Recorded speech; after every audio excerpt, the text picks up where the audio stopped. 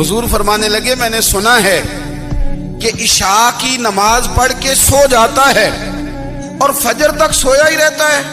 उसे चाहिए कि तहज्जुद के वक्त उठा करे, अल्लाह की बारगाह में हाजिर हुआ करे, आहुजारी करे, सजदे करे, इबादत करे। उठता है और फजर में जाके उठता है। हजरत जनाब हफ्सा रज़ी अल्लाह ताला अन्हा कहती है, मैंने जनाब अब्दुल्लाह इब्न उमर को पैगाम दिया और मैंने कहा, मेरे जवान भाई सुन।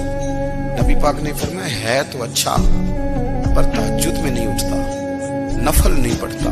ओ मेरी मिल्लत के जवानों, मजा नहीं आ जाता जब सारी दुनिया सोई हो, सारी दुनिया, और बिस्तर भी गर्म हो और नींद भी पूरा गलबा कर रही हो, और अचानक घंटी बजे दिमाग में, आंख खुले, घड़ी पे नजर पड़े, 3:30-4 बजे का पैगाम घड़ी बताए, और कोई चढ़ती जवानी वाला उठ के वुजू करे, और जब वो मुसल्ला खोल के बिछाए तो मदीने वाले महबूब कहते हैं कि हर नमाज पे रब सवाब देता है, और जो उठ के तहज्जुद की नमाज पढ़े उसे देख के तो रब मुस्कुराता है।